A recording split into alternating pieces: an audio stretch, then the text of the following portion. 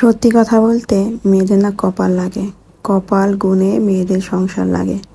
সব সংসারে যে সব মেয়েরা সুখী, সব কিছু পারফেক্ট, আসলে এটা একদমই না।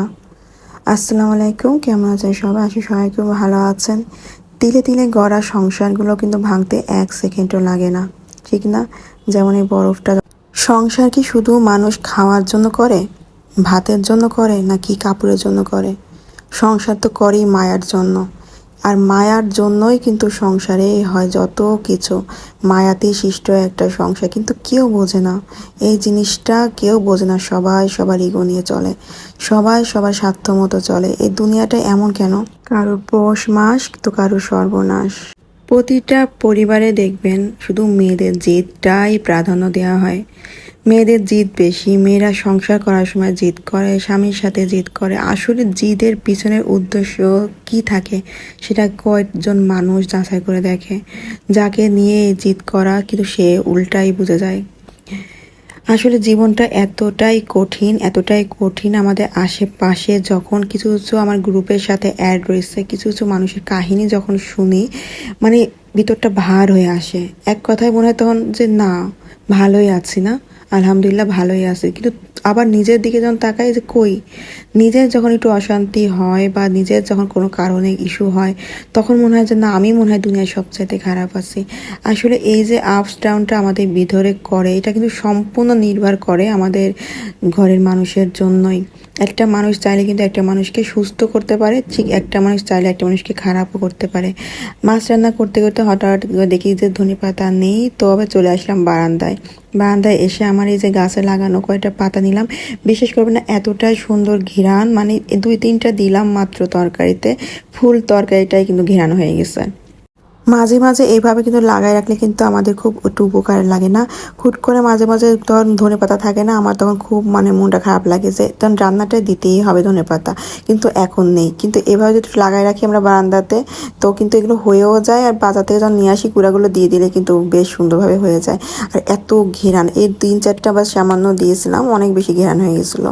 তো এটা দিয়ে দিলাম। এই মাছ চাষের ভিতরে আজকে কিছুই দিব না, একদম আলু দিয়ে পেঁয়াজ দিয়ে করলাম। আর ইফতারের সময় একটু নুডলস রান্না করলাম, যেহেতু রোজা তো শেষেই চলে আসলো একদম। তো আর কি করব আর কি, তো কিছুই খেতে ভালো লাগতেছে না। তো আর মাসের শেষ হতে না হতে, মানে রোজা শেষ হতে না হতে না, ঘরে এবার হিসাবের জিনিসও প্রায় শেষের দিকে। তো আবার কেন কিনবো 1-2 দিনের জন্য? তো আর নুডলস দিয়ে আজকে ইফতারটা করে ফেলি। আপনি যত বড়ই শক্ত হন না কেন, যত বড়ই কঠিন হন না কেন, প্রত্যেকটা মানুষের একটা দুর্বল সাইড থাকে, দুর্বল একটা পয়েন্ট থাকে যেখানে মানুষ আঘাত করে। আসলে এমনই হয়। সবচেয়ে বড় কথা কি জানেন তো, ওই সব মানুষটা মনে হয় খুব ভালো সুখে থাকে। আমি বেশিরভাগ ক্ষেত্রে দেখেছি কিছু কিছু মানুষ কিন্তু বেশ সুখে থাকে, যাদের ভিতরে একটু নেগেটিভ চালচলন থাকে, তারা কিন্তু বেশ সুখী থাকে বিয়ের পর, তাদের আসলে সব কিছুই সুখী হয়।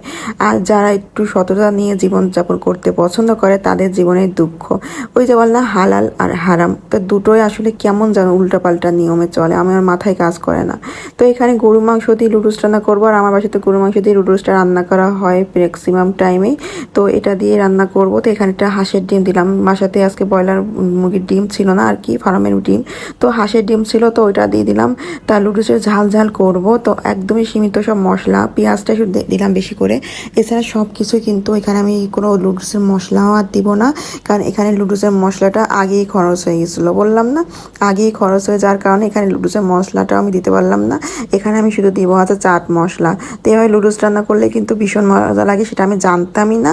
রান্না করার পর আমি খেয়ে বুঝলাম যে না, চাট মশলা দিয়ে তো লুডুসটা বেশ মজা হলো। আর এখানে দিলাম টমেটো সস, কারণ কাঁচা টমেটো ছিল না।